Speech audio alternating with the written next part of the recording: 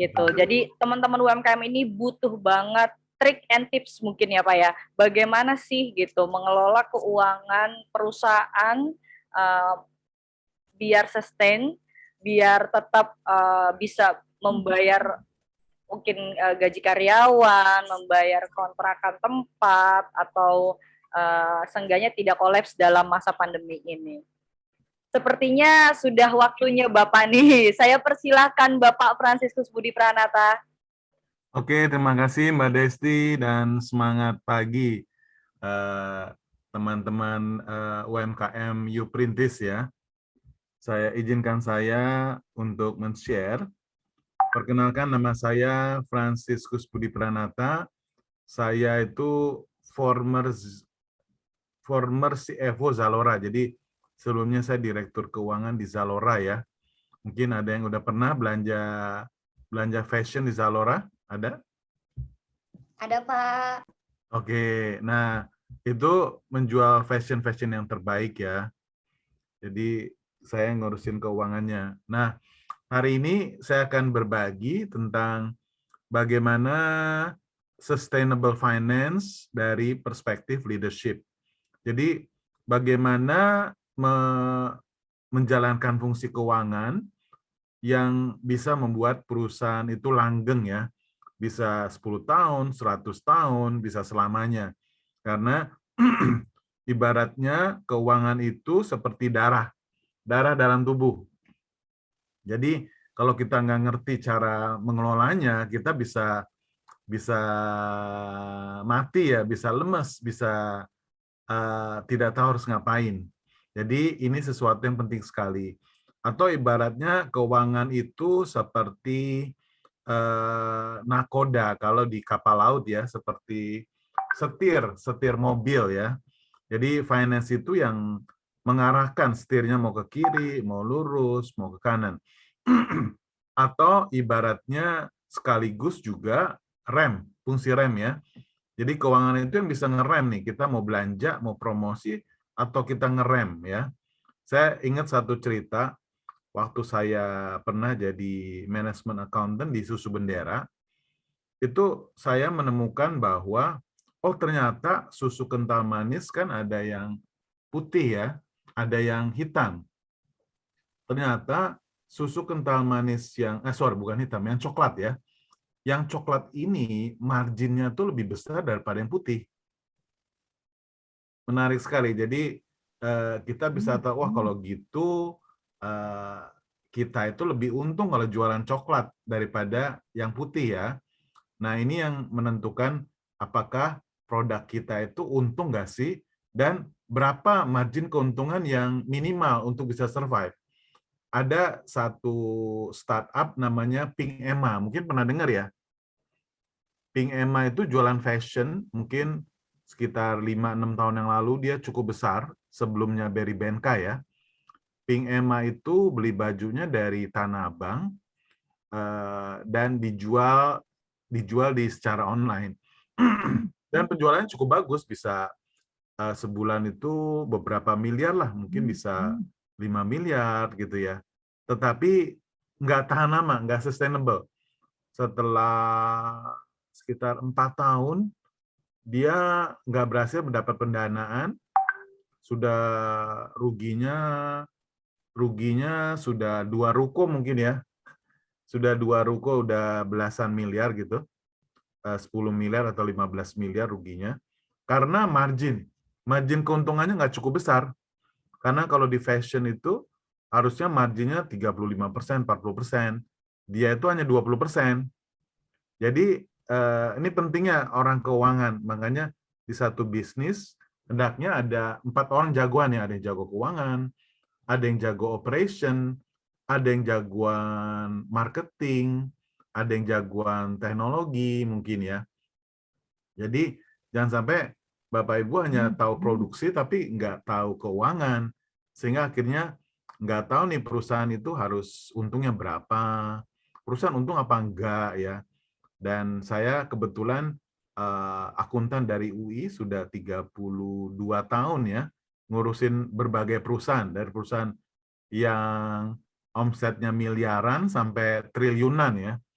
Sampai ada perusahaan yang ownernya bingung, Pak Frans, saya ini nggak tahu loh perusahaan saya ini untung apa enggak sih. Pada perusahaannya itu udah triliunan. Nah itu kan bahaya sekali ya. Sehingga akhirnya saya harus melihat dari sisi pencatatannya, dari sisi keuangannya dan lain dan sebagainya. Dan kenapa sustainable leadership? Ya, karena sustainable itu artinya kepemimpinan yang tahan lama ya. Sama seperti suatu pernikahan, kalau kita nggak ngerti caranya supaya langgeng seumur hidup, kita bisa stop di tengah jalan. Nah, apa yang kita akan pelajari adalah bagaimana nih supaya kelangsungan perusahaan kita nggak berhenti di tengah jalan. Ibaratnya suatu perkawinan jangan sampai baru beberapa tahun harus stop karena masalah-masalah yang tidak dipahami bagaimana cara menyelesaikannya atau mengatasinya ya. Jadi banyak pemimpin itu gagal memahami keuangan ya di luar. Kadang taunya gini, saya taunya belinya berapa, jualnya berapa, itu aja misalnya. Tidak menghitung berapa jumlah orangnya, biaya sewanya, berapa marginnya yang minimal supaya perusahaannya bisa terus-menerus supaya tahan lama gitu ya.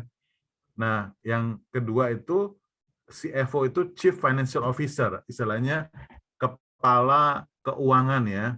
Itu punya peranan yang lebih penting daripada hanya menghitung-hitung. Hanya menghitung kayak bean counter itu menghitung kacang ya. Kira-kira ini kacangnya sisa berapa dan sebagainya. Tapi lebih untuk membantu bisnis untuk membuat menciptakan uang yang lebih banyak, menciptakan penjualan lebih banyak, keuntungan lebih banyak ya, dan juga membantu CEO atau pimpinan atau owner untuk membuat keputusan bisnis secara cepat. Jadi ibaratnya keuangan itu yang bisa mengukur detak jantung dan sebagainya sehingga bisa memutuskan perusahaan ini harus terus lari atau berhenti dulu gitu ya. Dan kenapa apa yang akan saya sharingkan itu penting karena kita sebagai owner perlu menjadi expert nih, menjadi pakar ya dalam analisa prediktif, analisa yang bisa meramal ke depan. Karena dari data keuangan yang ada sekarang kita bisa ramalkan perusahaan ini akan terus hidup atau akan nggak lama lagi harus bangkrut misalnya. Itu kita bisa lakukan dengan analisa keuangan, dengan melihat angka-angka penjualan, angka keuntungan, biaya-biaya, laba usaha, dan sebagainya.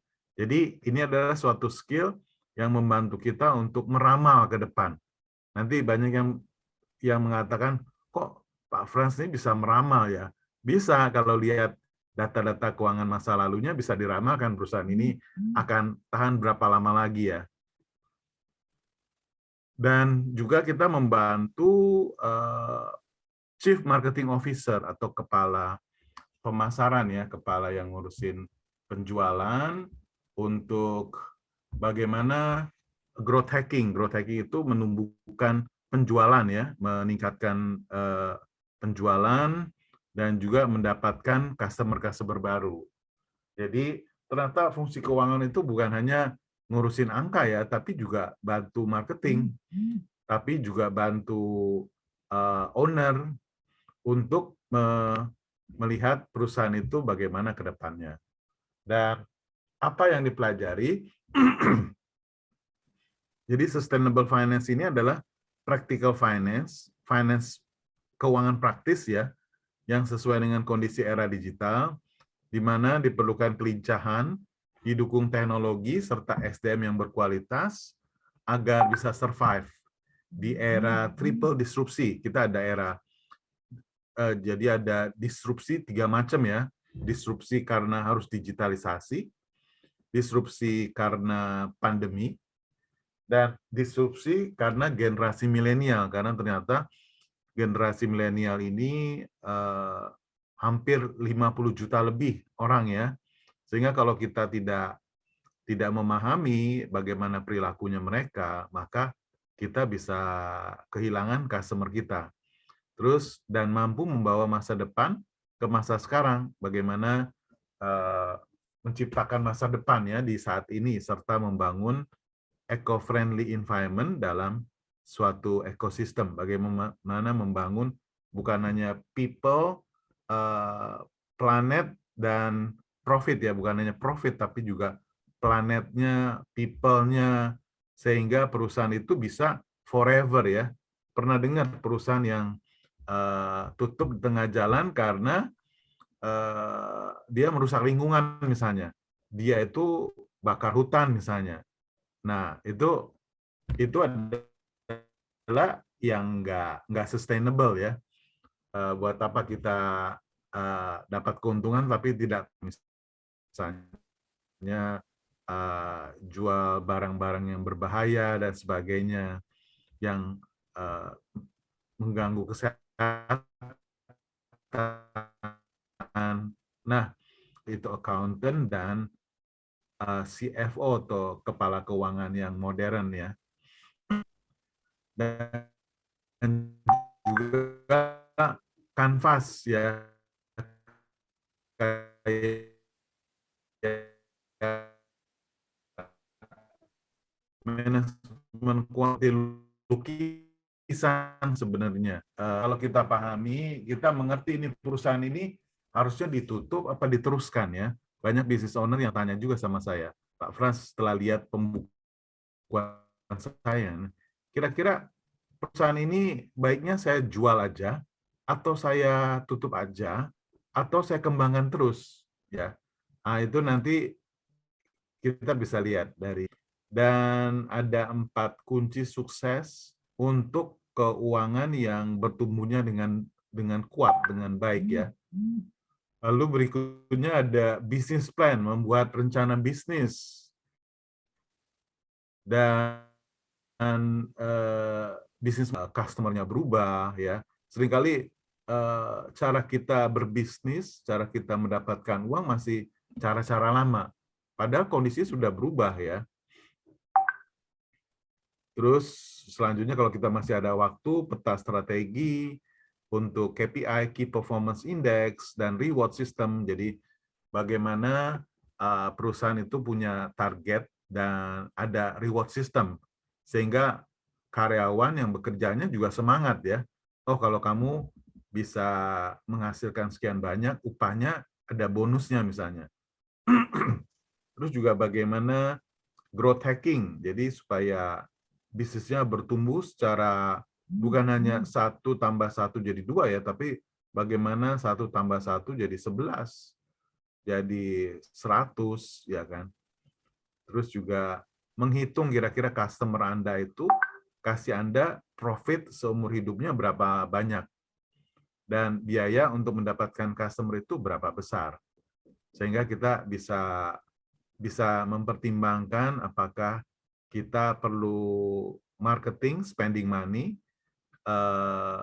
sebesar nilai tertentu jika kita tahu berapa besar satu customer itu memberi manfaat buat kita ya. Lalu ada lagi, kalau kita masih ada waktu, strategic human value mapping. Jadi bagaimana menilai karyawan kita dari segi manfaat yang dia berikan, mana yang punya skill dan juga punya memberikan hasil ya. Nah, itu nanti kita bisa lihat mana karyawan yang harus dipecat misalnya, mana yang harus dipertahankan, mana yang harus di training dan sebagainya. Dan yang terakhir itu risk management analysis. Bagaimana melakukan analisa kalau kita ada produk baru atau ada project baru, kira-kira project ini menguntungkan apa enggak? Misalnya kita buka toko, kita mau buka toko lagi di Buah Batu di Bandung misalnya, kira-kira nih kita akan keluar uang di lokasinya seperti ini, kira-kira untung apa enggak? Kira-kira payback-nya berapa lama? Nah, itu semua bisa dihitung sebenarnya. Nah, itulah fungsi keuangan sangat luas ya.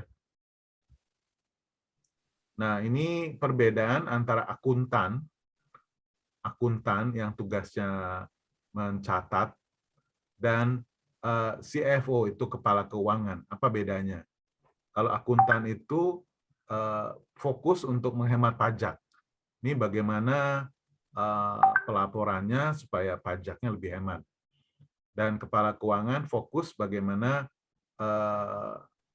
menciptakan uang, mendapatkan pendanaan, membantu bisnis untuk berkembang, ya. Jadi berbeda ya, yang satu lebih ke administrasi, yang satu lagi lebih ke bisnis, mengarahkan bisnis. Lalu yang kedua, akuntan itu harus patuh aturan sesuai dengan prosedur, ya. Sedangkan kepala keuangan pendekatan dari sisi bisnis, ya. Mungkin banyak yang bilang, oh kalau kita accountant ada keluar duit jangan keluar gitu. Tapi kalau kepala keuangan keluarnya berapa, dapatnya berapa sih? Sehingga kita bisa memutuskan apakah ini dijalanin apa enggak, ya. Lalu kalau accountant yang ketiga itu reaktif. Ada kejadian di masa lalu bereaksi, ya. Sementara kalau kepala keuangan itu proaktif. Sebelum kejadian dia sudah sedia payung sebelum hujan. Jadi dia melihat ke masa depan. Kalau yang keempat, akuntan itu mengatakan apa yang sudah terjadi. Oh, ini dari pembukuan ini yang sudah terjadi begini, terjadi kerugian, salesnya turun, biaya naik misalnya. Tapi kalau seorang kepala keuangan, dia menasihatkan apa yang harus dilakukan. Jadi bukan melihat ke masa lalu, tapi melihat ke masa depan. Jadi sambil saya menjelaskan, silakan ya kalau ada yang mau bertanya. Oke. Selamat siang Bu Novita. Jadi kalau ada yang mau bertanya, silakan boleh lewat chat. Oke. Kita lanjut ya. Jadi dalam menjalankan fungsinya kepala keuangan itu ternyata tugasnya banyak. Ada 12 ya. Bagaimana mengatur cash flow ya. Uang masuk, uang keluar. Uang masuk pun ada uang masuk untuk operation, ada uang masuk untuk investasi, uang masuk dan keluar untuk operation. Jadi ada pembayaran dari customer, ada pembayaran ke supplier, itu operation. Bayar gaji, itu operation. Ada yang beli mesin, beli mobil, itu investasi. Atau jual alat, itu cash flow untuk investasi. Ada lagi yang ketiga, cash flow untuk pendanaan, misalnya mendapatkan pinjaman bank, membayar hutang bank misalnya. Itu adalah cash flow untuk pendanaan. Jadi cash flow itu ada 3 macam ya. Nah, yang kedua juga profit. Bagaimana seorang kepala keuangan atau CFO itu bisa mengetahui profitnya berapa sih? Kok profitnya kecil banget dibandingkan industrinya? Apa yang salah? Karena seringkali ini adalah biayanya ketinggian atau harganya kemurahan. Banyak para business owner, para UMKM itu nggak tahu ya, nggak tahu keuntungannya berapa persen, cost structure-nya seperti apa. Misalnya saya jualan permen Yupi misalnya, itu kira-kira untung saya berapa sih kalau saya jual permen, itu harusnya untungnya 50% sampai 60%. Seperti permen Mentos misalnya, itu untungnya 60%. Harga satu butirnya berapa, keuntungannya besar ya, di atas 50%. Nah ini kalau kita nggak ngerti keuangan, seringkali kita harganya kemurahan dan malah kita nggak tahu kalau kita kemurahan, sehingga profitnya kecil ya. Dan yang ketiga itu laporan dan statistik. Jadi seorang kepala keuangan itu ngurusin laporannya, laporan keuangan bulanan, statistiknya seperti apa, trennya penjualannya naik apa turun, biaya-biaya naik apa turun. Nah, ini kita buatin laporannya, laporan keuangan bulanan ya. Dan yang keempat, hubungan dengan bank. Jadi seorang kepala keuangan menjalin hubungan dengan bank supaya bank itu percaya, supaya bank itu mau memberikan pinjaman lagi lebih banyak ya. Lalu yang kelima, pendanaan ya. Seorang kepala keuangan mencarikan dana buat business owner supaya bisnisnya bisa berkembang lagi. Jadi untuk mendapatkan pinjaman. Dan yang keenam, internal control ya. Bagaimana internal controlnya supaya bisnisnya nggak ada kebocoran. Misalnya kalau mau beli barang, itu harus ada 3 penawaran. Harus ada penawaran dari 3 vendor ya. Karena kita memastikan jangan-jangan selama ini kita beli gula kemahalan. Jangan-jangan selama ini kita beli material itu kemahalan. Nah, itu pentingnya internal control. Jangan-jangan nih bagian pembelian kita ini kerjasama nih sama vendornya. Sehingga perusahaan dirugikan misalnya. Ini fungsi internal control untuk menjagain hal-hal seperti ini. Dan yang ketujuh, risk management ya. Risk management ini untuk jagain misalnya dengan asuransi ya.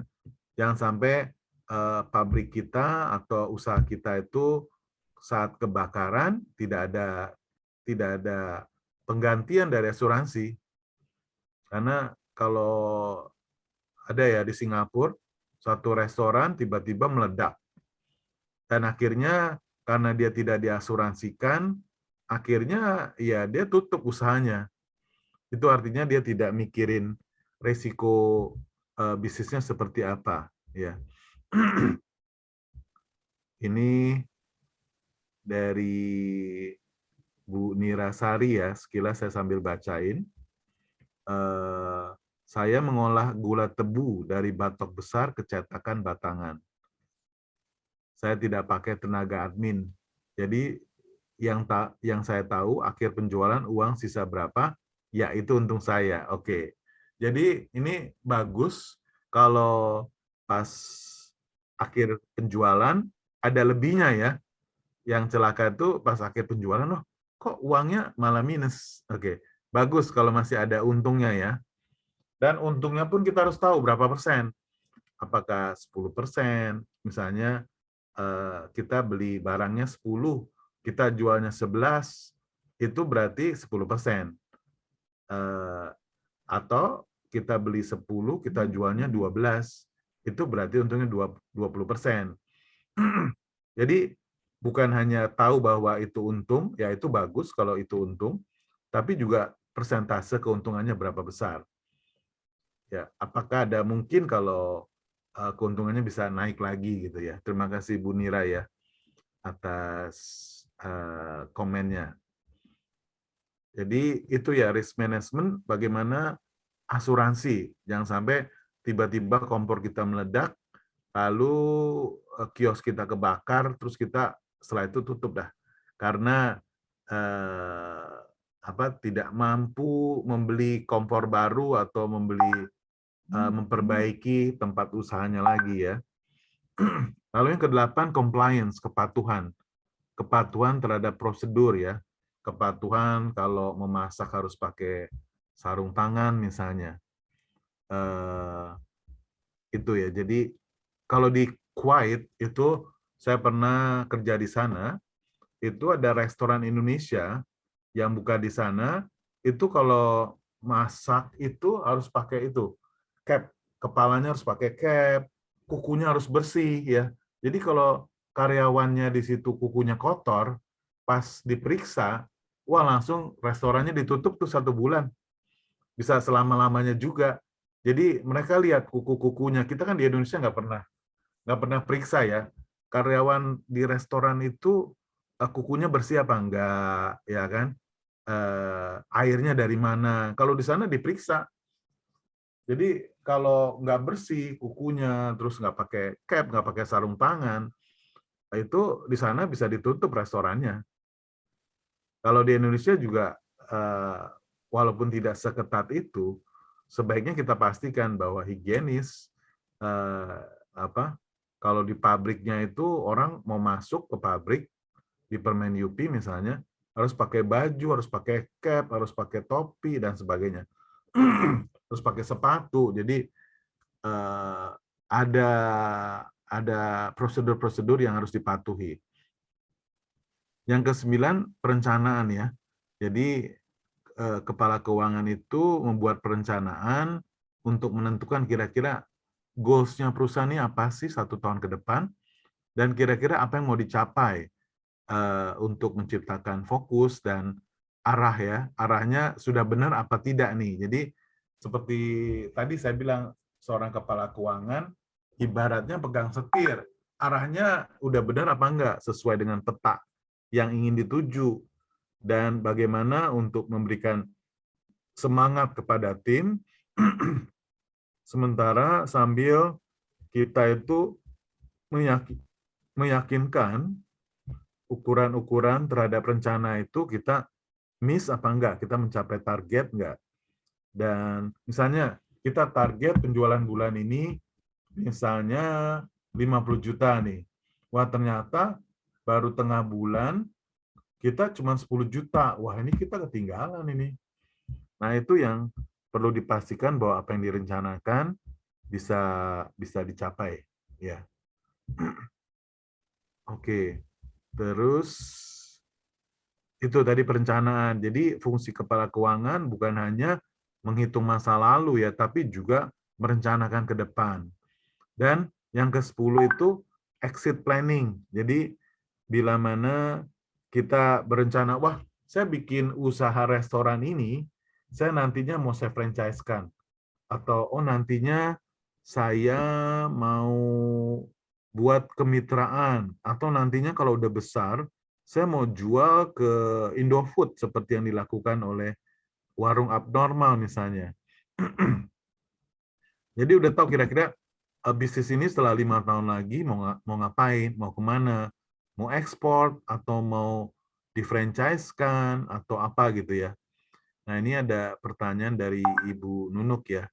Selamat siang Pak Budi, saya punya usaha tas untuk souvenir, tas belanja dan lain-lain. Kira-kira berapa persen profit yang harus saya ambil agar usaha saya tetap berjalan? Jadi sebaiknya kalau bicara profit, itu profitnya 50% sampai 100% ya. Malah kalau Anda di industri fashion, misalnya t-shirt yang dijual di Matahari misalnya harganya 100.000 ya, itu dep store tersebut dapat dari vendornya itu 20%-nya. Kalau jual kaosnya 100.000, dia belinya bisa jadi 20.000. 5 kali lipat. Iya, bisa 5 kali lipat. Ya, apalagi tas-tas yang bermerek ya, tas Hermes atau Louis Vuitton dan sebagainya.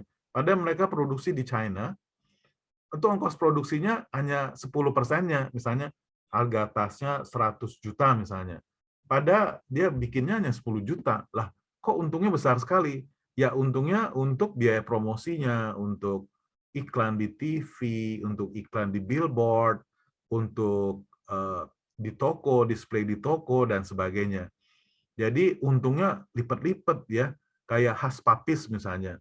Itu satu merek yang dijualnya misalnya harganya let's say 300.000 misalnya. Padahal modalnya hanya seperempatnya, 75.000 misalnya. Jadi seperti itu. Jadi ada kan untungnya 4 kali lipat ya. Keuntungan yang 1 kali lipat buat biaya marketing, yang 1 kali lipat lagi buat office-nya atau buat promosinya gitu. Jadi sisanya 50% lah gitu, 50% sampai 100%. Jadi jangan sampai seringkali banyak pengusaha UMKM misalnya itu untungnya kecil sekali. Untungnya kecil sekali sehingga ya dia jualan 20 tahun, 30 tahun ya seperti itu aja. Ada di dekat rumah saya, itu ada penjual bakmi dari waktu saya SD sampai saya kuliah, saya sampai kerja ya, 23 tahun dia tetap jualan bakmi terus. Karena apa?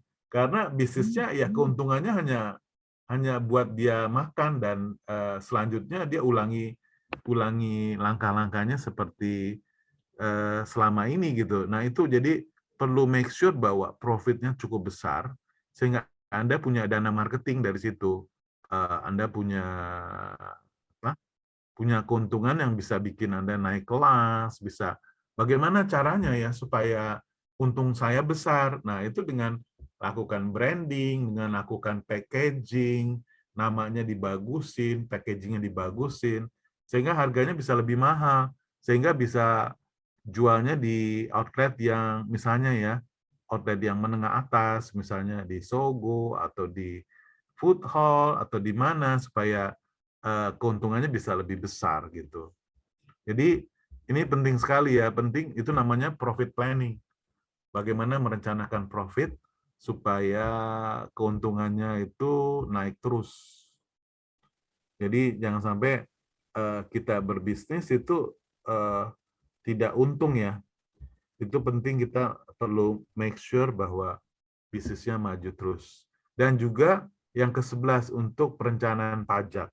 Jadi kita perlu meyakinkan bahwa kita punya uang untuk bayar pajak ya, jangan sampai udah untungnya kecil, bayar pajaknya susah dan sebagainya, nanti akhirnya kita kesulitan sendiri ya. Dan ini ada pertanyaan lanjutan nih dari Bu Nira Sari ya. Kalau usaha saya gula tebu dan gula kelapa ambil keuntungan tidak bisa 50-100%. Seperti halnya sembako, paling bisa 1.500 sampai 2.000 kilogram. Harga jualnya itu berapa? Nanti Ibu hitung ya. Kira-kira apakah 10%, apakah 15%, ya kan?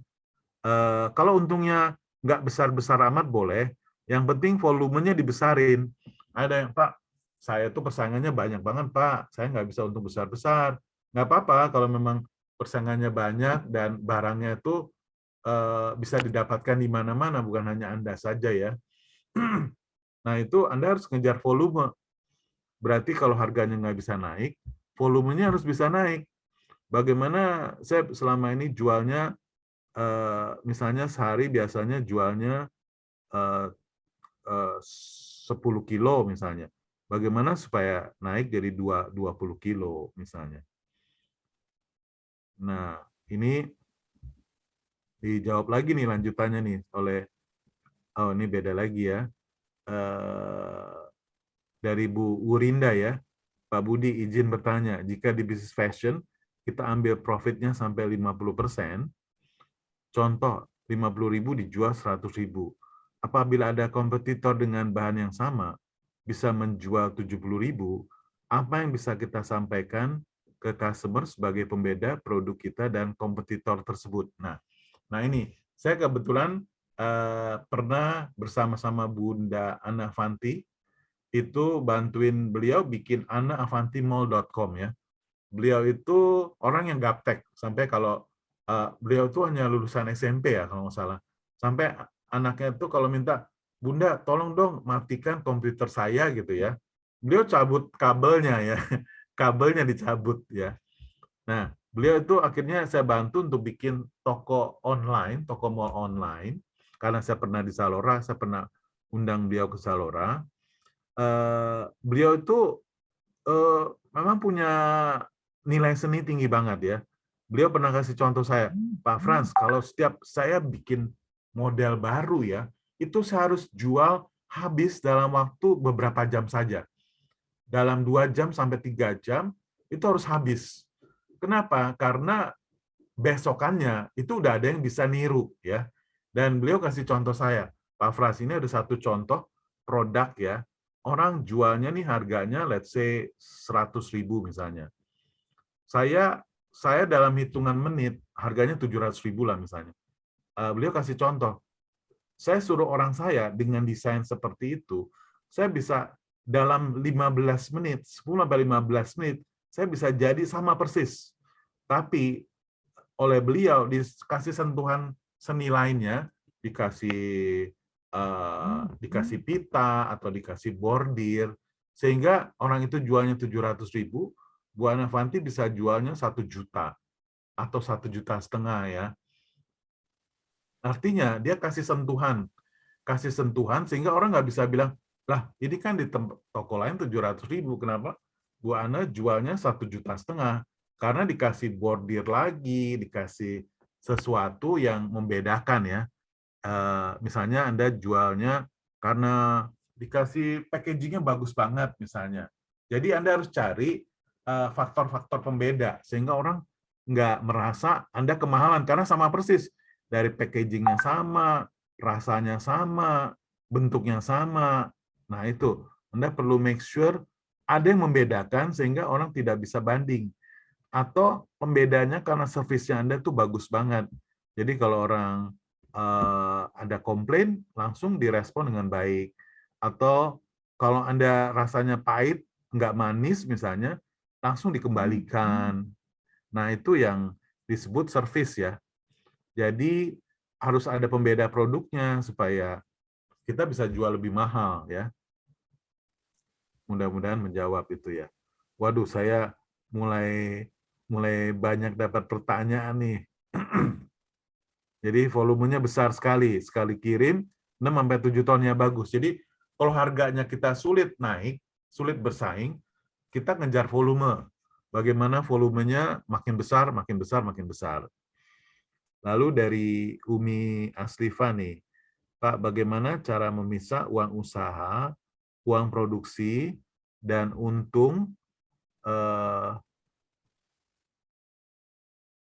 sebentar ya, saya harus besarin dulu. Bagaimana cara memisah uang usaha, uang produksi, dan untung saya? Misal harga kemeja atau hem satu potong 170.000. Nah, ini biasanya kita harus catat nih waktu beli bahan, kita harus tahu nih beli bahan ini bisa jadi berapa baju misalnya. Satu bahan ini, satu kain ini misalnya jadi 2 baju ya. Dan masing-masing baju harga jualnya misalnya 170.000. Kita beli materialnya misalnya 100.000 ya. 100.000 bisa jadi dua potong misalnya. Maka berarti satu potongnya 50.000 dan dijualnya 170, berarti keuntungannya adalah 170 dikurangi 50.000 jadi 120.000. Jadi harus dipisahkan ya. Ada yang memisahkan rekening. Rekening uang keluar berbeda sama rekening uang masuk. Terus juga makanya di pembukuan juga dibedakan antara penjualan sama harga pokok produksi ya. Itu account-nya berbeda, pencatatannya berbeda. Sehingga kita bisa tahu ini harga jual, ini harga beli ya. Itu account-nya berbeda, even rekeningnya bisa berbeda ya. Misalnya kalau BCA XXX itu untuk terima pembayaran dari customer, BCA YYYY untuk bayar ke vendor. Sehingga kita bisa tahu nih, uang yang masuk berapa, uang yang keluar berapa gitu ya. Sehingga selisihnya adalah keuntungannya. Nah, ini kita bisa misahin dari rekening banknya dan juga bisa misahin dari pembukuannya ya, pencatatannya itu account-nya berbeda. Account artinya pencatatannya berbeda ya, berbeda posnya berbeda. Oke, kita lanjut ya, yang ke-12. Mudah-mudahan tadi menjawab. Yang ke-12 itu outsourcing ya. Bagaimana kita mengoutsource. Maksudnya apa sih? Misalnya gini, ada satu teman saya, dia punya eyelashes-nya yang anti badai itu ya, Syahrini ya. Dia itu karyawannya sampai 4.000 ya, dan saking ordernya banyak sekali, akhirnya pabriknya nggak muat, daripada dia bikin pabrik baru dan sebagainya, dia outsource ke rumah-rumah. Jadi setiap satu bulu mata, misalnya harganya bulu mata itu 60.000 misalnya, itu satu bulu mata misalnya, let's say orang yang merangkai itu kan dari rambut ya, dari rambut itu ongkos merangkainya hanya ada yang 3.000 gitu ya. hanya ada yang 3.000, sementara dia jualnya 60.000, bayangkan. Walaupun 60.000 itu ini ya, kadang ada yang sepasang, ada yang di pack-pack gitu, tapi intinya outsourcing bisa dilempar keluar, karena daripada bayar gaji tetap, dia bayar per output, sehingga dia bisa hitung. Pokoknya kalau saya jual 60.000, saya ongkosnya harus sekecil ini ya, sepersepuluhnya atau sepersekiannya gitu ya. Nah, mungkin teman-teman ada yang bisa lihat baju saya ya. Tahu nggak kira-kira ini batik apa nih? Ini batik Alera. Saya kebetulan bantuin Alera batik ya. Batik ini ada yang tahu nggak kira-kira harganya berapa? Batik ini kalau Anda ke toko Alera itu kira-kira harganya 5 juta. Dan biaya untuk ongkos, karena dari sutra ya, bahannya dari sutra.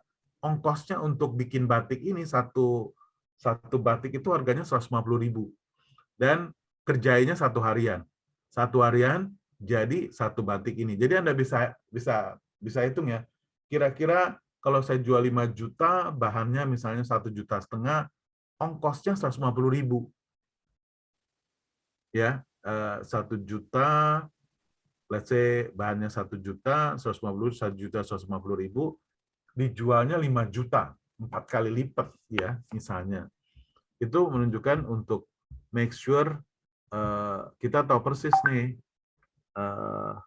oke, kita tahu persis nih biaya ongkos tukangnya berapa, biaya bahannya berapa gitu ya, harga jualnya berapa. Nah ini dari Bu Rena ya, Rena Trenggalek. Selamat siang Pak, saya memproduksi sandal hotel. Seringkali harga yang dijadikan perbandingan, bagaimana cara menyiasati ya. Nah ini ya, sandal hotel. Biasa orang-orang kalau ke hotel, seringkali sandalnya dibawa pulang. Ya, nah ini sandal hotel ada yang bahannya bagus, ada yang bahannya kurang bagus ya. Nah, jadi tergantung hotelnya, apakah hotelnya bintang 5 atau bintang 3 atau bintang 4 ya. Seringkali saya lihat kalau di hotel-hotel itu bahannya tipis sekali ya. Sepertinya kayak sekali pakai dibuang gitu ya. Sehingga Anda harus lihat hotelnya. Kalau hotelnya bintang 5, biasa sandalnya makin halus, makin bagus ya. Jadi ada kesan bahwa sandal hotel itu bukan sesuatu yang untuk dipakai bertahun-tahun. Sepertinya hanya untuk selama di hotel itu. Jadi seringkali harganya murah biasanya.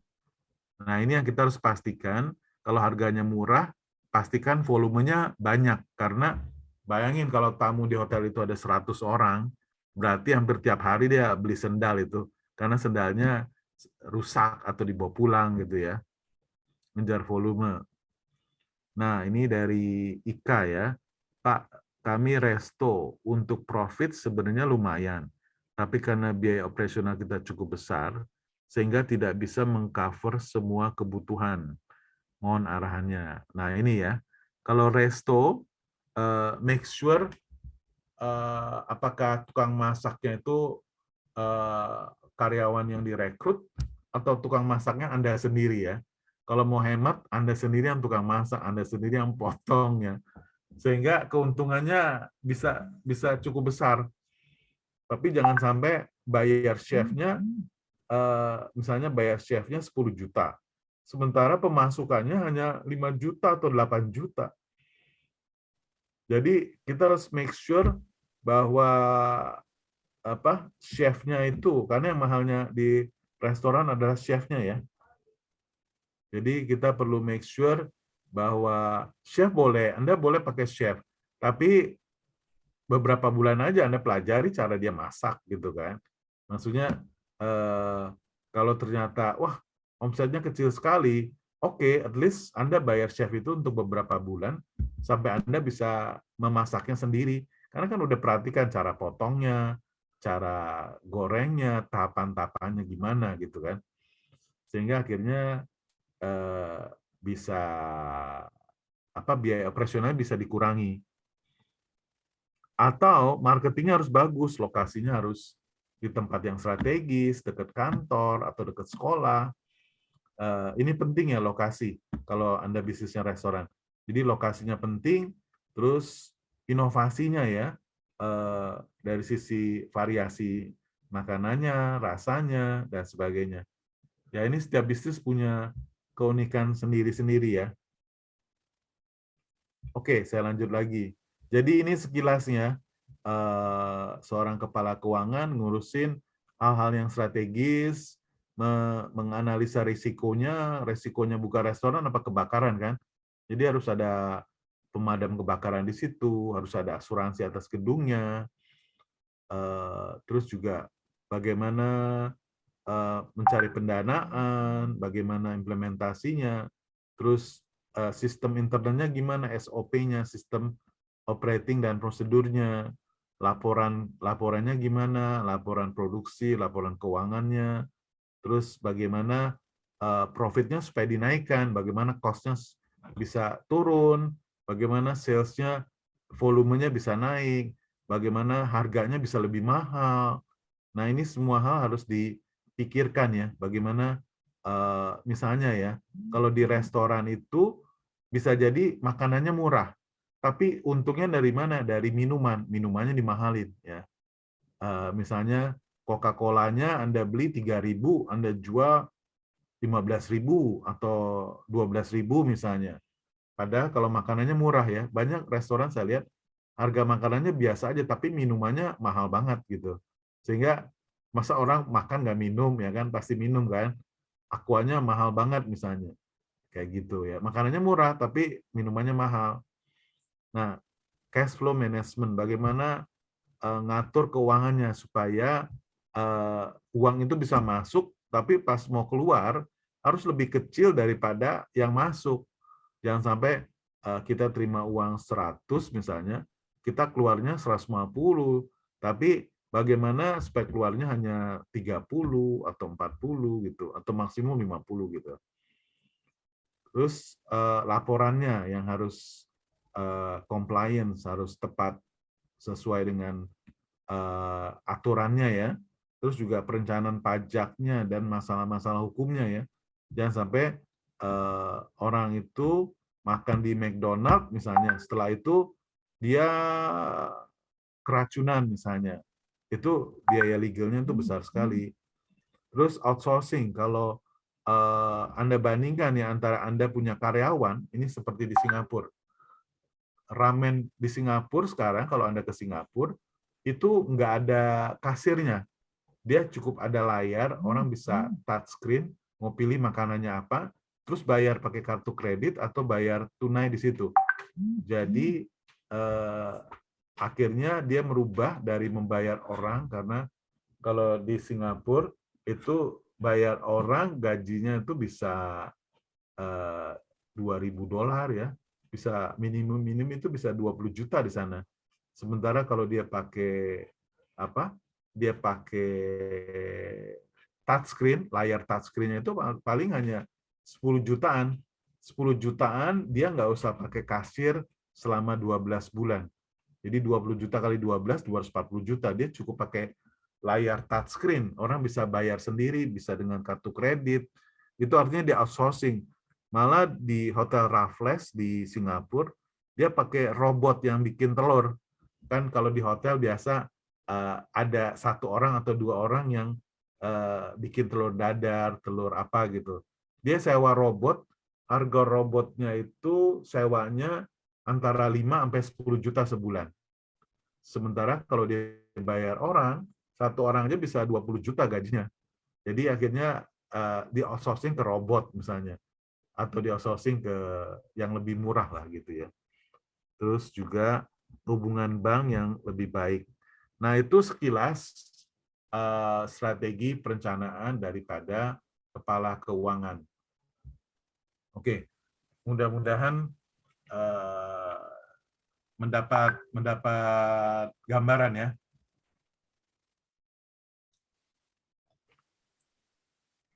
Nah, selanjutnya ini ada yang disebut Financial Management Canvas. Oke, ini ada pertanyaan dari Ibu Rani ya. Sama siang Pak Frans, izin tanya. Untuk menjaga sustainable finance, selain mengasuransikan usaha dan aset kita, apa saja yang perlu kita matangkan? Utamanya untuk teknis merencanakan keuangan usaha jangka panjang. Bagaimana stepnya ya? Contoh ya, seperti Zalora. Zalora itu kan fashion e-commerce, dia punya gudang sendiri, dan dia daripada dia beli motor, terus dia merekrut orang yang harus dibayar bulanan, dia cari lowongan gini, dicari ya orang yang punya motor, dan mereka itu dibayar, misalnya dibayar sehari, misalnya dibayar sehari misalnya 100.000, tapi ditugasin nganter 25 paket sehari. Harus motor sendiri, bensin sendiri, sehingga Zalora untungnya jadi besar banget ya, karena 25 paket dibayarnya, let's say, misalnya dibayarnya 150.000 sehari lah misalnya. 150.000 dibagi 25 paket, biayanya 6.000. Sementara, jadi kalau 150.000 sehari, kalau dikali 30 kan 4,5 juta, itu UMR ya. Nah itu 6.000, padahal kalau dia pakai GNA, itu biayanya 2 kali lipatnya. Tadi kan kita hitung Rp6.000 ya, karena 150.000 bayarannya dibagi 25 paket, berarti satu paket 6.000. 6.000, sementara kalau pakai GNA misalnya 12.000. Ternyata malah lebih efisien 50%. Nah, ini artinya hitung-hitungan keuangannya harus jalan. Dan dia itu asuransikan ya, karena misalnya barang-barang di Zalora yang dibeli misalnya senilai 400.000 ya. 400.000 kalau 25 paket, itu kira-kira nilainya 10 juta. Karena 400.000 kali 25, 10 juta. Dia asuransikan, sehingga kan pernah suatu kejadian, dia taruh motornya, parkir, dia anterin barang, setelah dia balik, paketnya hilang semua. Nah, itu asuransi Fidelity ya, itu ada asuransinya. Sehingga bila mana itu terjadi, diganti oleh asuransi. Jadi setiap aspek dipikirin dan direncanakan supaya setiap kemungkinan yang timbul itu bisa diantisipasi. Ya, tadi dengan cara hitung-hitungan. Jadi hitung-hitungannya daripada bayar karyawan, mendingan saya cari orang yang harian yang dibayar dari jumlah paket yang diantar misalnya. Jadi ya itulah, selalu mencari cara untuk lebih murah, lebih efisien ya. Jangan merasa, wah kayaknya saya udah paling murah deh. Belum tentu ya. Apa yang Anda pikir sekarang biaya Anda murah, kalau Anda pikirkan lagi, pasti ada cara untuk bisa lebih murah lagi. Nah, ini keuangan itu bisa seperti suatu lukisan ya. Lukisan yang memberikan gambar. Gambarnya bisa gambar yang indah maupun gambar yang kurang indah ya. Nah, ini kalau kita lihat, oke, jadi Financial Management Canvas itu ada 6 hal ya. Yang pertama itu bisnis dan laporan keuangan. Karena antara usaha dan laporan keuangan itu ibaratnya cermin ya. Jadi apa yang Anda lakukan dengan baik secara bisnis, di laporan keuangan juga harus hasilnya akan baik juga ya. Demikian juga sebaliknya. Dan setelah itu akan direfleksikan di nomor 2 ya, neraca. Neraca itu adalah potret kondisi keuangan perusahaan pada satu titik tertentu. Pada satu momen tertentu adalah neraca. Potret kondisi keuangan perusahaan ya. Misalnya 31 Desember 2021 misalnya. Lalu selanjutnya menjadi yang ketiga adalah laporan laba rugi. Ini adalah rekam jejak ya kinerja bisnis perusahaan. Jadi apa saja yang dilakukan selama satu periode, biasanya 1 tahun. Laba rugi itu rekam jejak kinerja. Jadi apa yang dilakukan, apa yang dijual, apa yang dibeli ya. Lalu yang keempat, laporan arus kas. Pemutar roda bisnis perusahaan. Jadi uang masuk, uang keluar, uang masuk dari customer, uang keluar buat supplier, ya, bayar gaji, ini laporan arus kas. Dan yang kelima adalah manfaat analisis rasio keuangan untuk peningkatan kinerja perusahaan. Jadi analisa rasio ya, misalnya perusahaan ini liquid apa enggak sih dengan membandingkan aset lancar dibagi kewajiban lancar ya. Kalau angkanya di atas 1 berarti liquid. Karena aset lancar adalah aset yang bisa dicairkan dalam waktu 1 tahun untuk bisa membayar kewajiban lancar, kewajiban yang jatuh tempo dalam 1 tahun. Jadi aset lancarnya harus lebih besar daripada kewajiban lancar. Apa itu aset lancar? Misalnya ada kas, ada inventory, ada piutang, ya. Apa itu kewajiban lancar? Di situ ada hutang usaha, ada hutang yang lain-lain yang di bawah 1 tahun. Jadi apakah kas kita, piutang kita, persediaan kita mampu nggak kalau membayar kewajiban lancar kita, dan lebih besar nggak angkanya? Karena harus angkanya lebih besar daripada kewajiban lancarnya untuk menunjukkan perusahaan itu liquid sehat ya. Jangan sampai hutangnya lebih besar daripada aset lancarnya. Oke, lalu yang keenam, apa yang kita pelajari dari laporan keuangan? Itu bisa kita ambil kesimpulan. Jadi Financial Management Canvas itu akan memberikan ke-6 hal ini ya sebagai gambaran. Makanya kalau saya karena sudah 30 tahun di bidang keuangan, begitu lihat laporan saya bisa tahu nih perusahaannya bagus apa enggak. Untung apa rugi, untungnya besar apa kecil, cash flow-nya lancar apa enggak, apakah dia cash conversion cycle-nya itu pendek atau panjang ya. Ada perusahaan itu cepat perputarannya karena misalnya kayak supermarket ya. Supermarket itu dibayar di depan, tapi dia bayar supplier itu kalau Carrefour bisa 3 bulan, bisa 4 bulan ya. Itu dia untung tuh, berarti terima uangnya cepat, bayarnya lama, bayar suppliernya lama. Itu bagus secara cash flow.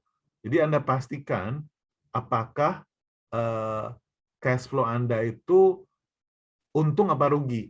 Maksudnya gini, kalau customer bayar Anda cepat atau lambat, misalnya customer bayar Anda sebulan, Anda bayar supplier sebulan atau 2 bulan. Kalau Anda bayar sebulan dan sebulan, Anda masih pas-pasan. Apalagi harus bayar gaji gitu ya. Tapi kalau misalnya customer bayar Anda sebulan, Anda bayar supplier 2 bulan, nah Anda untung cash flow. Kenapa? Karena uang yang dibayar customer setelah 1 bulan depannya lagi baru Anda bayar supplier. Sehingga uang yang dari customer ini bisa dipakai untuk bayar gaji dan sebagainya. Sehingga nanti ada pemasukan lagi baru bayar untuk supplier ya. Jadi itulah poin penting dari cash flow ya. Jadi laporan keuangan itu menjelaskan bagaimana jalannya bisnis. Dan kumpulan transaksi bisnis ini membentuk laporan keuangan, misalnya jual barang, beli barang, ya kan, bayar gaji, bayar sewa, bayar listrik, dan sebagainya. Dan neraca harus selalu seimbang. Laporan laba rugi, pencatatan mengikuti kaidah akuntansi dan keterkaitannya dengan neraca. Jadi harus sesuai prinsip akuntansi Indonesia. Dan laporan arus kas, bagaimana mendapatkan kas dari laba. Dan begitu seterusnya ya, termasuk prinsip akuntansinya, penyusutannya, apakah garis lurus, misalnya mobil usianya disusutkannya 4 tahun, kalau bangunan 20 tahun, kalau mesin misalnya 4 tahun, itu dibagi ya. Dibagi rata atau penyusutan yang dipercepat. Nah, itu ada aturan akuntansinya. Dan kinerja keuangan perusahaan diukur dari analisa rasionya ya. Nah, pentingnya keandalan dan kejujuran nih dalam membuat laporan keuangan, terutama bila berhubungan dengan pihak bank, pajak, dan shareholder, dan juga investor ya. Oke, nah ini apa itu neraca ya? Jadi tujuan neraca adalah melaporkan bagaimana sumber daya untuk menjalankan usaha dari suatu bisnis yang dibutuhkan, membantu menilai risiko keuangan dari suatu bisnis ya. Jadi ada liability atau kewajiban. Kewajiban adalah hutang nih ya, hutang lancar, hutang usaha, hutang bank, ditambah dengan modal ya.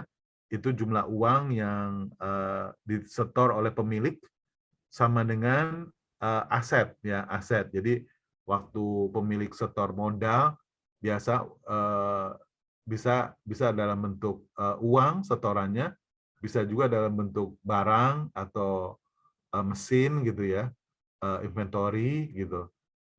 Jadi ini menjadi aset, dan aset itu ada aset lancar kalau aset itu bisa diuangkan dalam waktu kurang dari 1 tahun, seperti piutang, seperti persediaan barang dagang ya.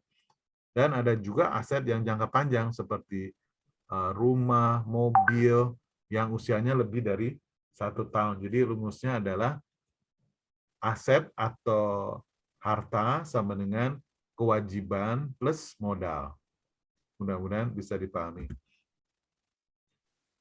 Tadi neraca, sekarang adalah profit and loss ya, keuntungan perusahaan. Jadi income statement namanya, itu menunjukkan pemasukan atau penjualan dikurangi biaya untuk periode 1 tahun.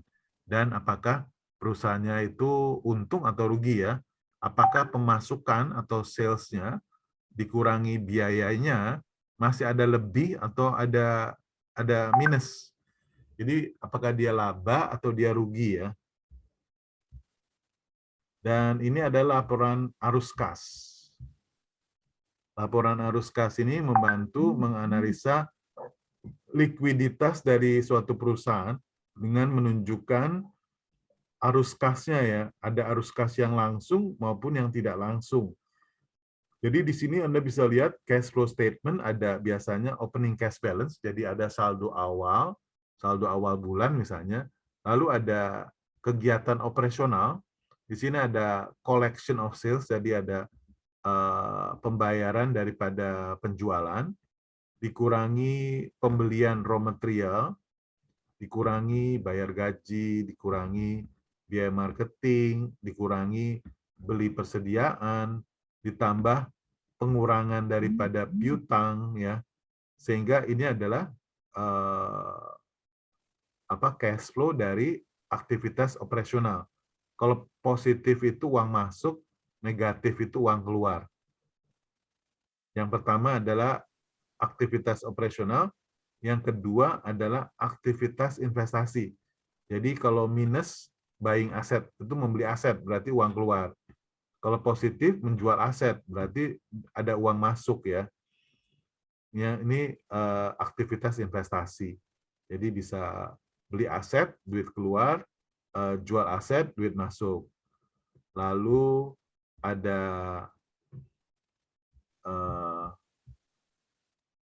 lalu ada aktivitas pembiayaan. Di situ ada positif, uang masuk karena dapat pinjaman.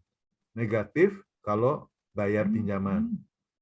Jadi ini 3 hal ya, aktivitas operasional, aktivitas investasi, aktivitas pembiayaan, ditotalin semua akan dapat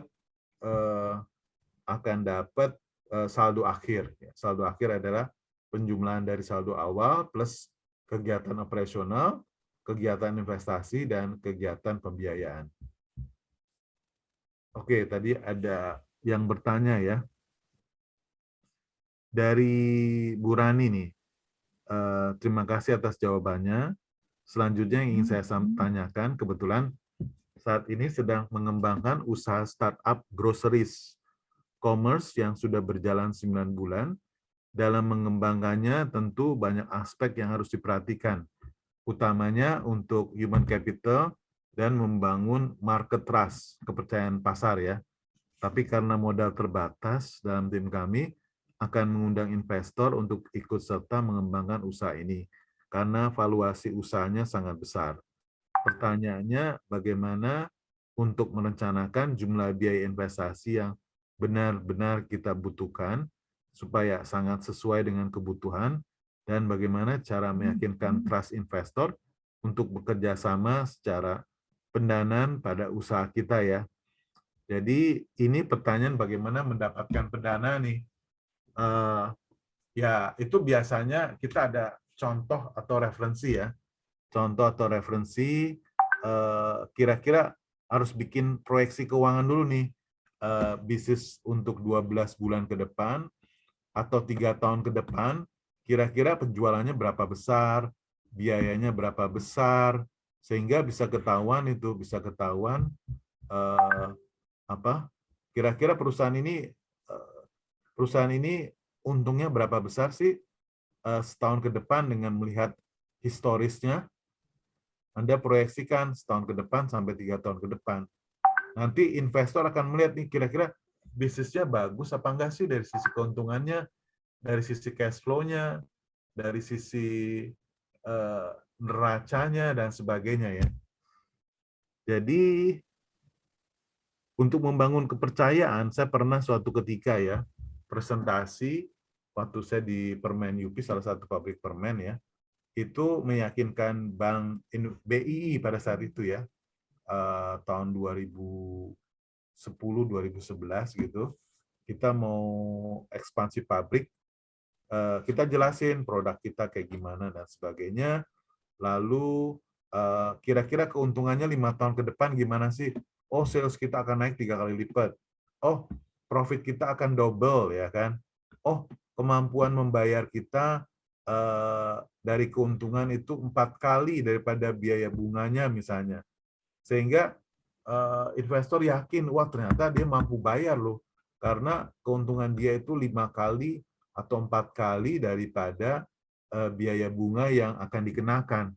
Nah ini yang kita perlu ada hitung-hitungannya, sehingga investor yakin bahwa bisnis kita itu perlu didanai. Dan akhirnya setelah kita kasih lihat visi misi dan perusahaan, visi misi perusahaan, proyeksi keuangan 5 tahun ke depan seperti apa, lalu rencana oleh setiap departemen ngapain aja, historisnya seperti apa. Akhirnya kita disetujui pendanaan itu 15 juta dolar untuk atau kira-kira 200 miliar untuk ekspansi pabrik dan 5 juta dolar atau kira-kira 75 miliar untuk modal kerja ya. Modal kerja. Jadi kembali lagi seberapa kita mampu meyakinkan ke investor siapa kita dan apa mimpi kita 5 tahun ke depan dan kira-kira hitungan keuangannya seperti apa gitu. Pada saat mereka yakin, maka kita akan dapat pinjaman itu. Nah ini saya lanjutkan lagi sedikit ya. Ini 4 fondasi untuk keuangan yang bagus. Yang pertama harus punya business plan, rencana usaha perusahaan untuk 1 tahun ke depan atau beberapa tahun ke depan ya. Yang kedua harus punya key performance index, harus saja target ukuran keberhasilan yang kunci ya. Yang ketiga growth hacking, bagaimana menumbuhkan perusahaan bisnisnya secara cepat ya, 10 kali lipat, 100 kali lipat. Lalu yang keempat, bagaimana menghitung nilai dari satu customer. Misalnya gini, di Zalora misalnya, satu customer itu sekali belanja rata-rata 400.000. Keuntungan perusahaan misalnya 40%, berarti 160.000. Dan customer itu dalam setahun belanja 3 kali. Berarti 160.000 kali 3 kali 480.000. Dan usia customer di Zalora misalnya antara 18 tahun sampai 35 tahun. Oke, let's say 15 tahun ya. 15 tahun kali 500.000 berarti 7,5 juta rupiah. Nah, itu nilai satu customer seumur hidupnya 7,5 juta rupiah. Sementara biaya mendapatkan customer tersebut, customer acquisition cost adalah 200.000. 200.000 dari mana? Dari cost per klik.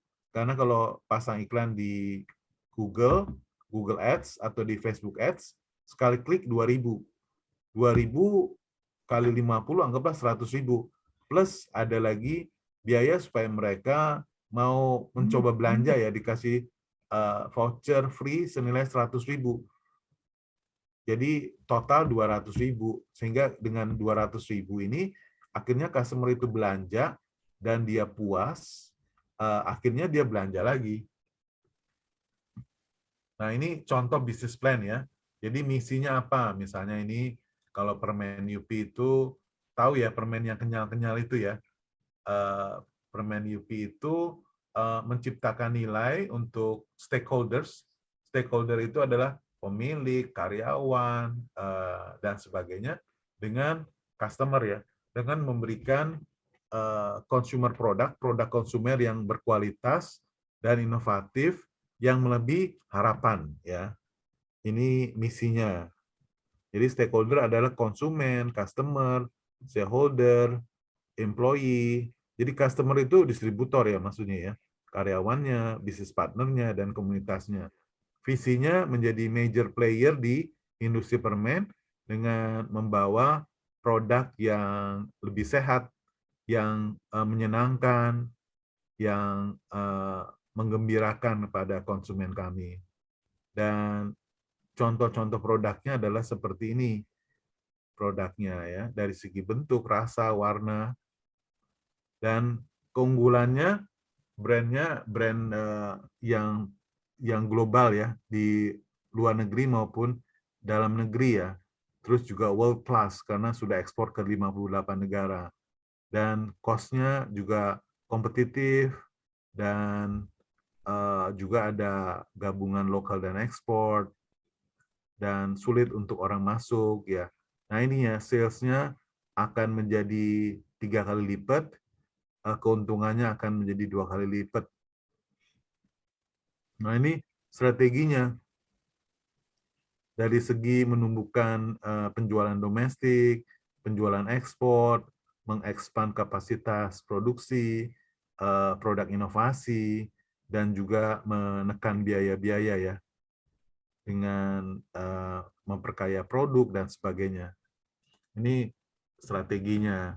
Lalu juga dari sisi finansial ya, dari sisi finansial bagaimana naikin sales volume-nya, menaikkan harga jualnya, menekan biaya variabelnya, biaya yang berubah-ubah ya, seperti biaya material, biaya upah ya, terus juga biaya tetapnya, terus juga modal kerjanya.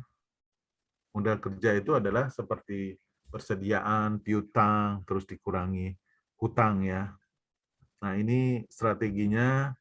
Lalu ini cost structure-nya. Oh ternyata permen itu waktu 10 tahun yang lalu, harga 1 kilonya permen itu 34.000 1 kilo. Dan dari situ kita bisa tahu bahwa gulanya, raw materialnya itu 35%. Gulanya itu 8%, ya. Ada glukosnya 8,8%. Packing materialnya itu 18,8%. Jadi kita sampai tahu sedetail itu per kilonya ya. Tenaga upahnya itu 7,9%. Overhead-nya 11,8%, biaya pemasarannya 3,5%, sehingga general and admin-nya 7,1%, sehingga labanya itu sekitar 26,5%, laba kotor ya, ada contribution margin, ada EBITDA, sehingga kita bisa tahu nih komponennya tuh sampai sedetail itu ya. Dan juga modal kerjanya ya. Oh, piutangnya 37 hari, raw materialnya 11 hari, packing materialnya 17 hari, finish good-nya 24 hari, work in process-nya 13 hari, spare part-nya 9 hari, hutang dagangnya 56 hari, sehingga net working capital-nya 42 hari ya. Modal kerja yang dibutuhkannya 42 hari ya. Bayangkan kalau jualannya itu misalnya 10 miliar. 10 miliar maka modal kerjanya 42 hari ya. 42 dibagi 30 itu kira-kira sekitar 14 miliar misalnya. Nah, ini kita bisa hitung. Kalau KPI adalah ini ya, berbentuk statistik ya, berbentuk penjualannya. Ini contoh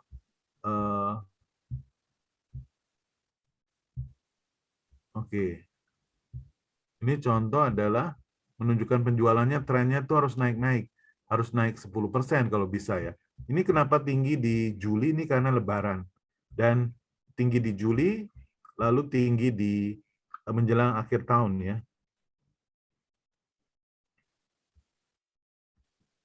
Ini contoh-contoh dari KPI. Ini keuntungannya ya. Keuntungannya 35%-an kurang lebih. Dan juga cara pembayarannya ya. Ada dengan kartu kredit, dengan cash on delivery, dengan bank transfer, dengan BCA QuickPay. Ternyata cash on delivery-nya itu 47%, bank transfernya itu 36%, kartu kreditnya 16%. Ini persediaan ya, statistik persediaan. Ini yang disebut KPI. Nah, ini cara growth hacking ya, cara untuk bertumbuh penjualan dengan cepat ya. Ini penemunya namanya Sean Ellis. Dia itu kita pernah dengar growth hacking dipakai oleh Hotmail ya. Hotmail itu di bawahnya ada tulisan PS I love you, get your free email at Hotmail. Dan gara-gara ini adalah menjadi iklan ya. Saat kirim ke Yahoo, maka orang Yahoo lihat klik Hotmail, I love you, maka dia menjadi customer-nya Hotmail juga.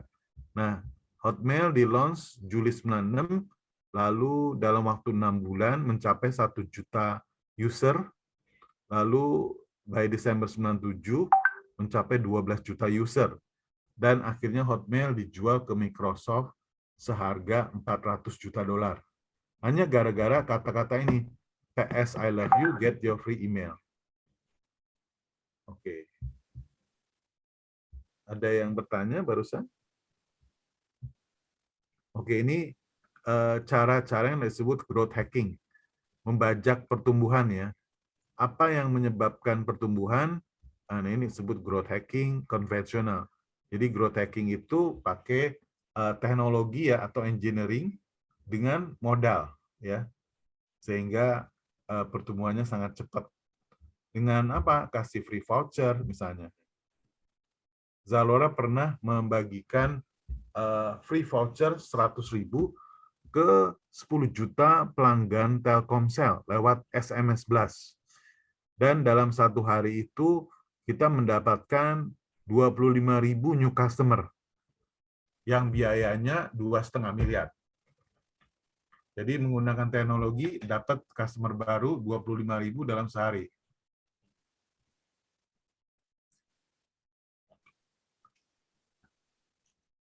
Jadi dari sisi keuntungan, perusahaan startup seperti OVO, Gojek itu rugi di awal. Gojek sudah 5 tahun masih rugi sampai 12 triliun. Walaupun customer-nya Gojek itu ada 6 juta order setiap harinya ya. Tapi sales-nya sampai 414 triliun, tapi ruginya 12 triliun. Nah, ini profitability-nya rugi dulu bahwa nantinya akan untung ya. Mohon izin Bapak, Ya. waktu presentasinya tinggal 5 menit lagi. Ya. Terima kasih Bapak. Oke. Jadi apa tujuan melakukan ini?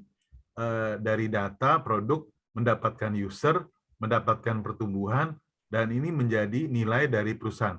Jadi nilai perusahaan adalah jumlah customer-nya dikali keuntungan yang akan bisa dapat dari satu customer itu. Jadi apa bedanya? Jadi kalau yang traditional marketing pakai mass media membangun awareness untuk mendapatkan customer. Kalau cara growth hacking itu the future of marketing, dengan uang mendapatkan user mendapatkan experience, dan karena customer-nya banyak, akhirnya mendapatkan investor. Jadi kenapa disebut hack? Hack itu dibajak ya. Kalau biasanya awareness, interest, desire, baru action, ini D-nya itu dilewatin langsung action, dikasih user experience ya. Ini siapa yang percaya ini adalah Uber, Dropbox, Zalora. Jadi growth hacking adalah mudah gitu. Saya akan memberikan penawaran produk yang mereka sulit untuk menolak. Nah ini contohnya ya, Zalora pernah membagikan 100.000 voucher ke 10 juta pelanggan Indosat. Dan CRM ya, dia memberikan voucher 200.000 pada saat ulang tahun. Dan ini ya, customer lifetime value adalah basket size, orang rata-rata belanja 400.000, gross margin keuntungan 40%, frekuensi belanja setahun 3 kali, rentang usianya dari customer itu adalah 15 tahun, maka customer lifetime value senilai 7,5 juta rupiah, sementara biaya mendapatkan satu customer itu, CPC itu cost per click, itu 100.000 rupiah, dan activation cost dengan kasih voucher 100.000 juga, sehingga total 200.000 ya. Dan cara mendapatkan customer itu dengan revenue referral, Anda bisa menjadi brand ambassador Zalora, Anda dapat diskon 25%, Anda mendapat komisi 25%, customer referral Anda itu dapat diskon 15%, ya. Kalau retention tadi dengan memberikan voucher pada saat ulang tahun. Kalau resurrection itu pakai telemarketing. Jadi intinya don't do it for money, for dreams, for your passion, for values and meaning, dan excellent product ya. Nah ini start from customer imagination ya. Apa yang we value the experience more than the brand or the product. Nah ini imagination driven customer. Anda harus membangkitkan imajinasi customer Anda, dan ini ya, consumer wants a makeover ya. Create the possible service, don't just create what the market needs or wants, create what it would love. Jadi ciptakan sesuatu yang akan mereka cintai, bukan hanya yang terbaik ya. Ini dari segi human resources. Jadi ini ya, jadi karyawan kita itu punya kompetensi dan punya performance yang horizontalnya ya.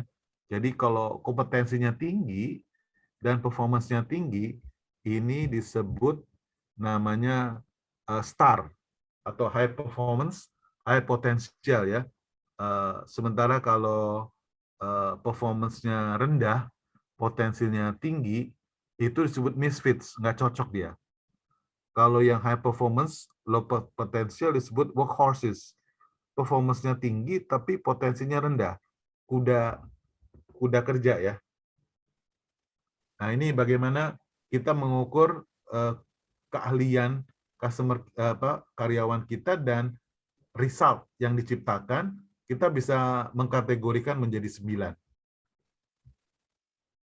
Jadi kesimpulannya, menggunakan teknologi untuk melakukan analisa prediksi dan menciptakan bisnis blueprint untuk 5 tahun ke depan. Lalu juga bagaimana pentingnya memiliki bisnis plan untuk membantu bisnis bertumbuh dengan di arah yang tepat ya. Kegagalan merencanakan sama dengan merencanakan untuk gagal. Dan juga gunakan KPI untuk target pertumbuhan dan monitor progres. Dan proaktif dalam membawa masa depan ke masa sekarang. Dan peranan keuangan itu mengarahkan bisnis, membangun kontrol environment yang baik, dan juga memberikan empowerment ya kepada tim atau kepada karyawan di bawah kita. Jadi ini kesimpulannya dari pembahasan yang kita sudah lakukan. Oke. Dan rekomendasinya itu agar usaha Anda itu memiliki business plan, rencana bisnis untuk 1-3 tahun ke depan. Lalu membuat peta strategi ya, membuat objektif tahunan berdasarkan KPI untuk mendapatkan pertumbuhan. Lalu juga lakukan growth hacking bisnisnya menggunakan cara-cara kreatif dan menggunakan teknologi ya untuk menambah keakuratan data dan juga menggunakan financial management canvas untuk memahami lebih baik keuangannya. Oke. Saya stop sharing. Terima kasih Bapak Ya. atas, aku manggilnya Bapak Budi, izin Pak. Ya. Terima kasih Pak. Pak Frans. Oh Pak Frans Yes. ya Pak ya? Pak Budi apa Pak Ya. Frans ya Pak ya? Frans saja, Frans. Pak Frans, baik Bapak. Terima kasih Bapak Frans yang telah menjelaskan banyak banget pengetahuan untuk kita semuanya untuk bagaimana cara mengembangkan usaha dari segi finance ya. Ternyata finance itu penting banget untuk sebuah usaha gitu. Bagaimana didukung juga oleh pastinya harus mempunyai business plan, company profile, marketing strategik yang membuat para pengusaha bisa sustainable di finance manajemennya. Seperti itu kurang lebih ya Pak ya. Ya. Baik, untuk sesi selanjutnya teman-teman boleh open mic yang ingin bertanya langsung kepada Bapak Frans. Ada yang belum jelas atau ada yang mau bertanya? Bisa open mic. Kita kasih kesempatan 2 peserta untuk bertanya pada sore hari ini. Sudah adakah? Langsung di unmute aja ya, teman-teman. Ibu dan Bapak. Ada dari Kak Suci, Mbak Desti. Dari Kak Suci. Kak Suci silakan langsung di unmute mic-nya.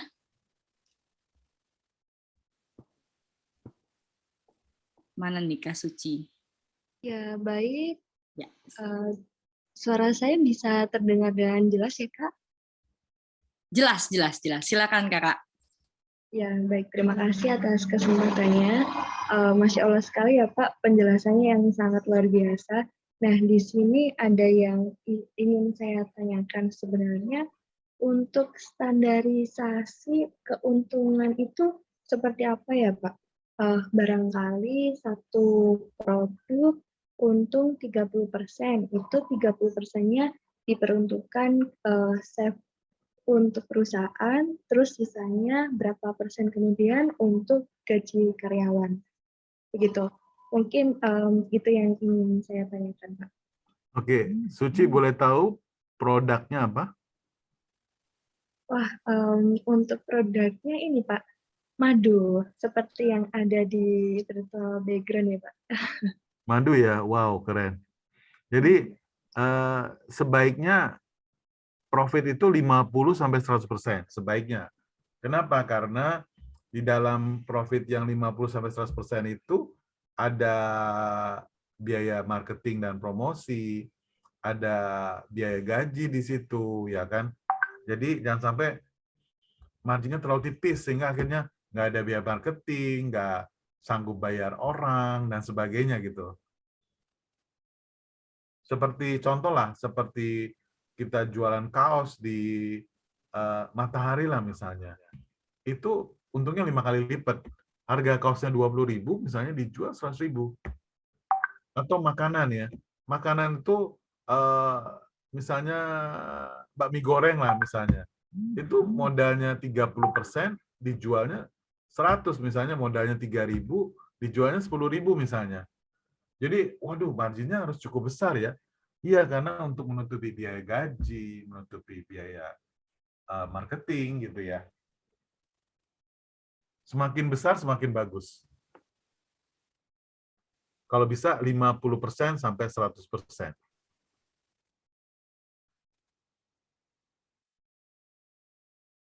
Baik, ada lagi Kakak? Iya, baik. Minimal 50% begitu ya Pak untuk keseluruhan. Betul. Contoh ya, waktu saya pernah di Permen Mentos, dia itu 60%.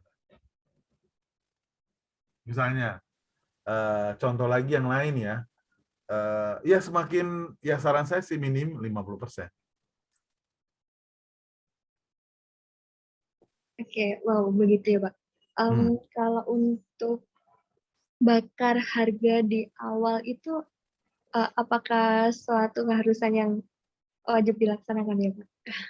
Maksudnya bakar harga itu apa? Mohon maaf, bakar uang. Seperti ya yang Iya, promosi itu.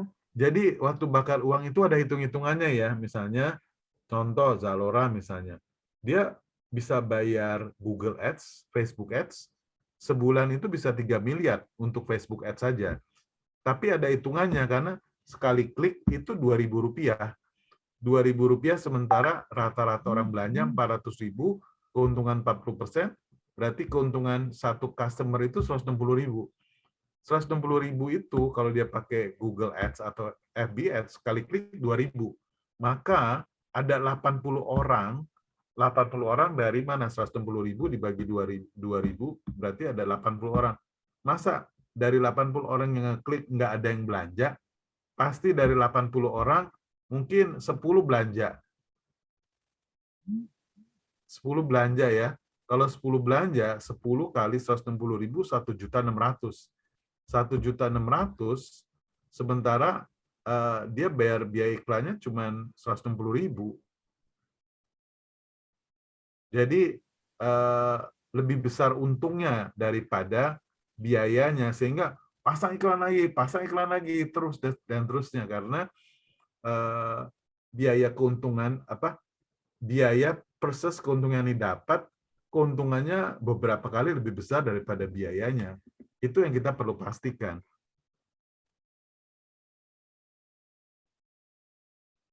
Sehingga salesnya bisa makin besar dan makin besar. Untungnya juga semakin besar.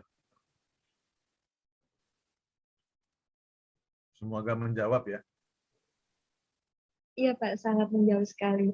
Baik, terima kasih Pak atas penjelasannya. Untuk selanjutnya saya kembalikan ke kakak moderator. Terima kasih. Terima kasih Kak Suci. Ini ada yang raise hand nih Mbak Rani. Mbak Rani silakan mau bertanya kembali. Oke, selamat siang Pak Frans. Ya, siang Rani. Oke, baik Pak, izin bertanya. Ketika kita mengembangkan bisnis ya, dalam hal ini mungkin usaha mikro ataupun mungkin startup begitu ya. Ketika kita ingin bertumbuh, minimal kita berarti harus punya record dari keuangan, record progres usaha kita minimal 1 tahun gitu. Nah, kalau boleh tahu Bapak, untuk menjaga sustainable itu kan pasti kita juga butuh injek investasi dari pihak lain gitu ya. Kira-kira apa aja sih yang paling diperhatikan oleh para investor selain valuasi usaha kita ke depan itu apa gitu? Apa aja sih yang perlu kita siapkan, karena mungkin teman-teman di Bapak Ibu usaha para pengusaha UMKM ini juga salah satu hal yang paling krusial gitu ya, itu adalah tentang capital yang masih belum benar-benar kuat gitu ya. Nah, itu ketika kita ingin melobi atau ingin mengajak kerja sama investor, itu apa aja sih yang sangat diperhatikan oleh para investor gitu, selain valuasi dari usaha kita. Makasih Pak. Iya, oke, good questions ya Rani. Jadi biasa kita harus menyiapkan namanya pitch deck. Pitch deck itu presentasi 1 menit sebenarnya. Ibaratnya kalau kita cuma dikasih waktu 1 menit, bagaimana kita bisa menjelaskan usaha kita sehingga investor itu tertarik ya. Karena pertama yang dilihat adalah prospeknya seperti apa. Lalu yang kedua, manajemennya siapa aja sih? Apakah mereka sudah pengalaman? Apakah mereka itu sudah matang, sudah mature, personality-nya ya. Jadi dari sisi manajemennya siapa saja. Lalu yang kedua, prospek bisnisnya seperti apa, model bisnisnya seperti apa, bagaimana cara dia mendapatkan uang, bagaimana struktur biayanya, siapa aja customer-nya value yang ditawarkan apa sih gitu. Jadi bagaimana kita bisa menjelaskan dengan cepat dalam 1 menit, makanya ada sebut namanya 9 kanvas bisnis model ya, 9 kotak daripada bisnis model, sehingga investor kita itu sangat jelas apakah bisnis kita itu menguntungkan, apakah bisnis kita itu memiliki keunikan, bagaimana cara kita pendekatan ke customer kita, lalu siapa saja partner kita, sehingga membuat investor itu yakin bahwa bisnis kita itu sustainable, punya prospek, dan kita memiliki talent yang dibutuhkan, terutama dari sisi manajemennya, sehingga mereka yakin untuk menaruh dananya dan percaya kepada kita.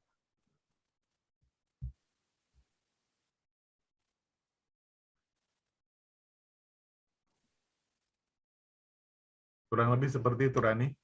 Siap, terima kasih Pak Frans. Semoga mohon doanya ya Pak, semoga grocery startup yang saya dan tim saya bangun di Malang ini bisa mendapatkan progres yang sangat baik.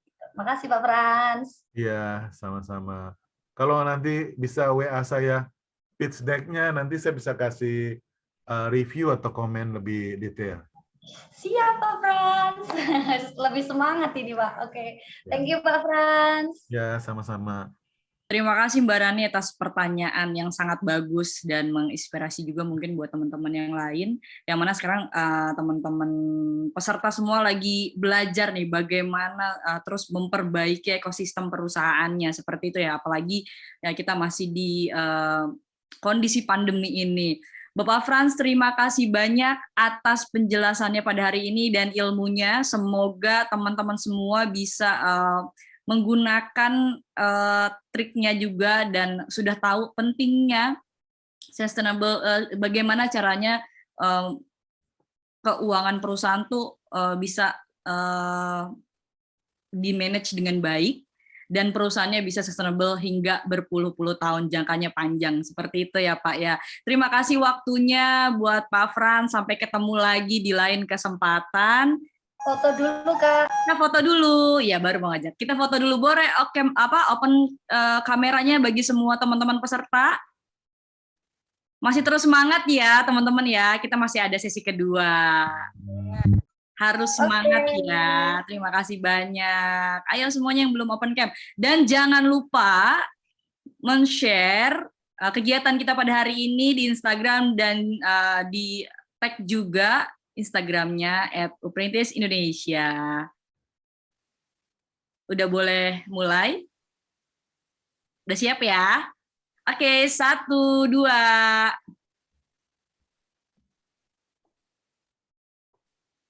Ayo kita pakai U. Huruf U-nya. U-nya. Uprintis. Oke, terima kasih Bapak Frans dan teman-teman semuanya. 1, 2.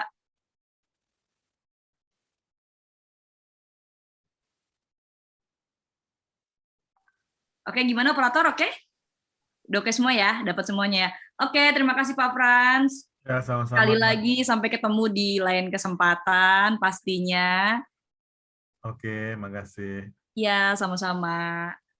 Nah, teman-teman semua gimana nih sesi pertamanya? Seru kan? Seru banget ya. Jadi kita bisa tahu bagaimana caranya agar perusahaan kita tuh bisa langgeng. Terus pentingnya laporan keuangan, pentingnya harus ada orang keuangan dalam perusahaan. Dan kemarin juga sempat di week berapa ya? Aku lupa, week keempat apa kelima ya? Yang tentang digital marketing juga, tentang sudah juga di-share bagaimana pentingnya bisnis plan, karena semua itu berkaitan untuk kemajuan perusahaan kita, seperti itu.